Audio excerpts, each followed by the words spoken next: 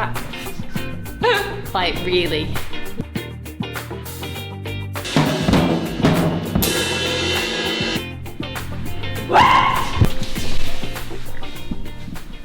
Life lessons with Ali.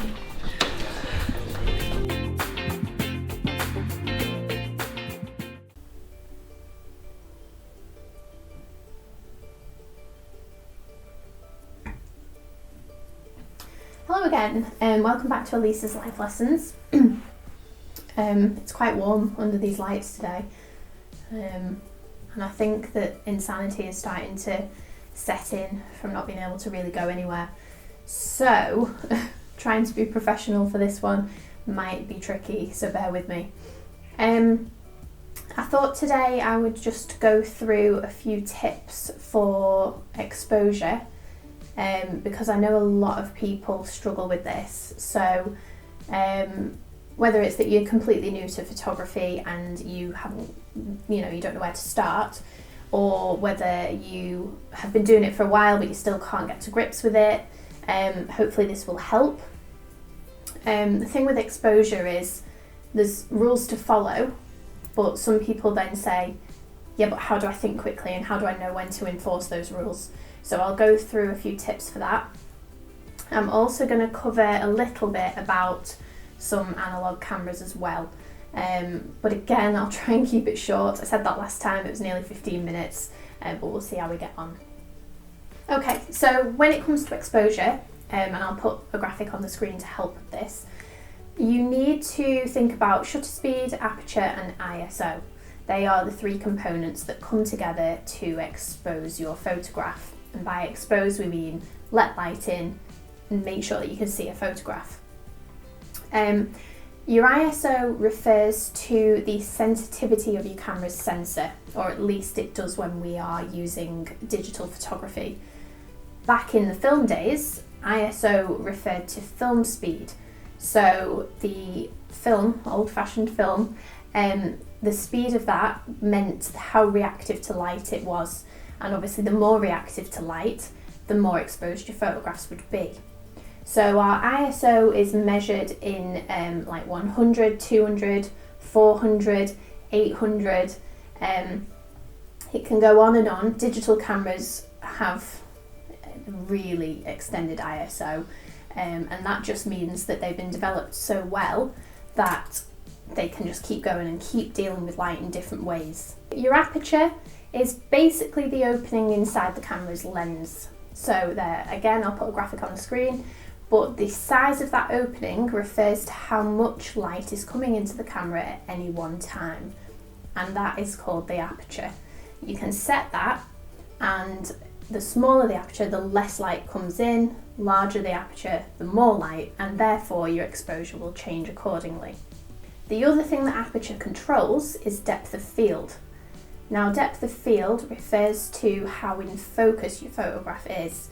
So you might have just one thing in focus. For example, if I held up a pencil and focused on that pencil with the background blurry, or I could focus on that pencil and still be able to see a lot of the background. That's depth of field. So the larger your aperture is, the bigger that opening on the camera is, the more shallow that depth of field will be.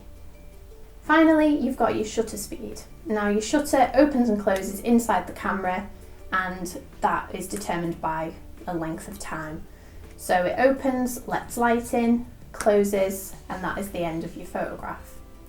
Your shutter speed can last anything from a fraction of a second through to an unlimited amount of time, depending on what you determine.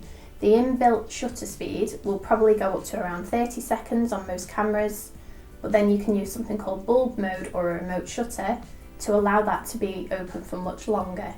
So there are a few reasons we might want to leave the shutter open for longer. One example might be for light trails. So by moving your light in front, it causes the light to blur.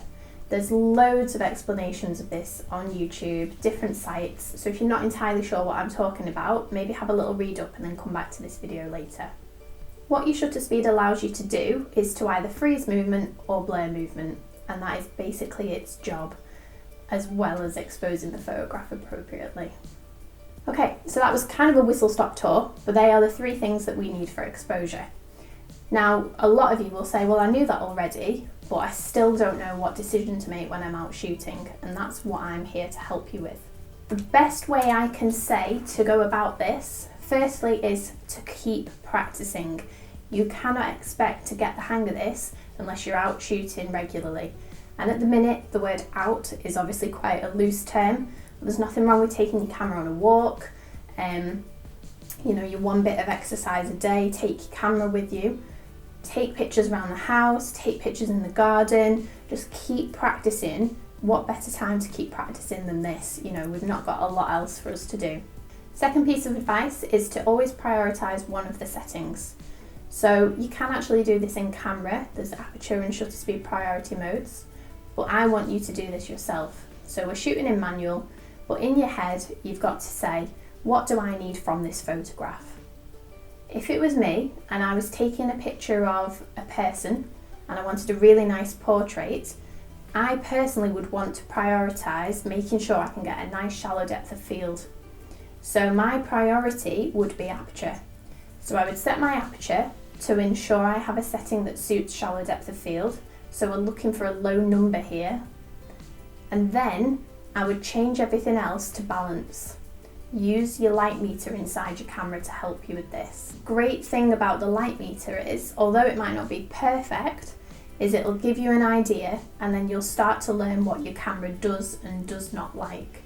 So you might say, all right, my light meter's perfect with overcast weather, but on a really sunny day, it can't make its mind up between the bright sky and maybe some darker environment in front. But then you'll learn what it does and you will learn how to balance that out. But you only get that from shooting and shooting and shooting. So we're going to have a little look at some of these analog cameras now. I personally find that shooting with analog allows you to revisit some of the basic skills because you can't rely on your camera to either 1, look back at it straight away, or 2, to be able to take loads and loads of pictures without any care. These refine you.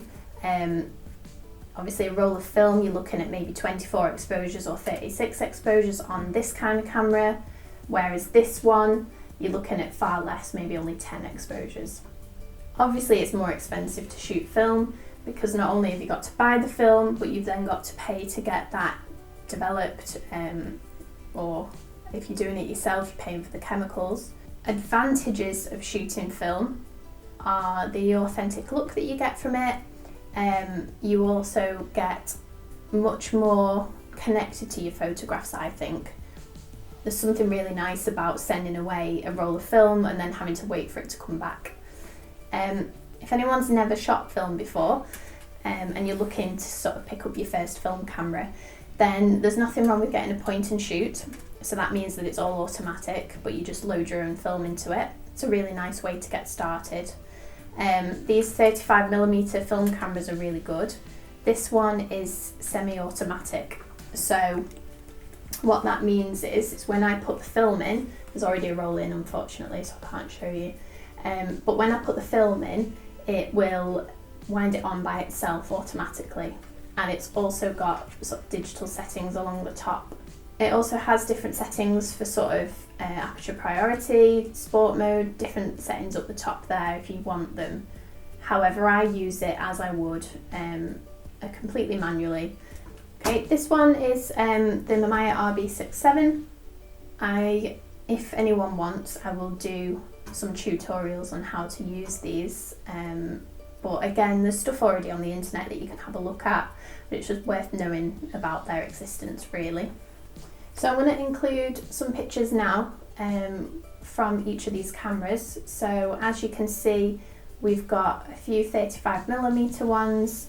I have shot a lot on Kodak portrait film because it tends to be quite forgiving with exposure. Here are some of the RB67 photographs that I've taken, again shooting on Kodak portrait, and you can see how there's definitely a feel for the quality of film there. They have a bit of a grain to them, they're a bit more textured, the colours are quite sort of vibrant, and when it comes to editing, all I do with these is maybe some basic lighting touch-ups if it needs it, or a crop or something like that.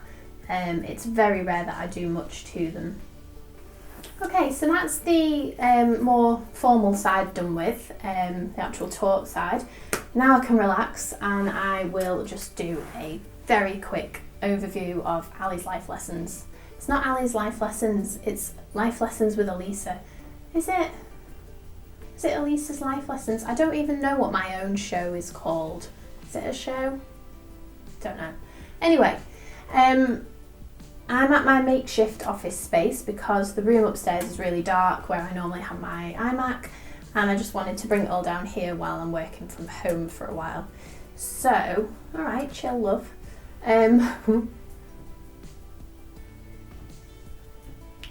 She's back. Okay, so the activity or task of the week is that I would like you to pair up with someone, either a friend, family member, someone that you just know that does photography, completely up to you, but I want you to have a photographic conversation. So this has been done before by a collective called A Knew Nothing. They've got an Instagram account and a website if you want to have a look. And the idea behind it is that one person will upload a photograph, you can put it on Instagram or somewhere like that, and then the next person responds to that photograph with their own photograph. So there has to be some kind of link between the two.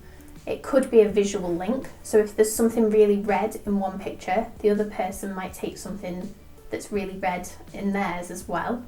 Or it could be to do with the shape of the photograph, so you might see a relationship between some of the shapes that you then replicate. Or it could be a concept thing. So at the minute, obviously we're all in isolation, so it might be something linked with that, but the whole point is that you keep coming backwards and forwards, maybe every couple of days, just so that we end up with like 4 or 5 images over the next week, and just see how that conversation unfolds.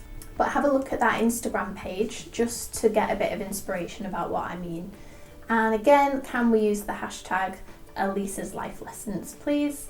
Because I'd really like to see those. Thank you to those of you who did the last challenge. And I think that's it.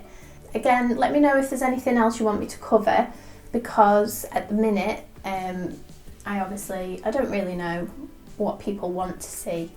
So I'll try and put useful things in, but I also want to try and keep it a bit more fun, because I think today was educational time, but next time could be random life lessons. Okay.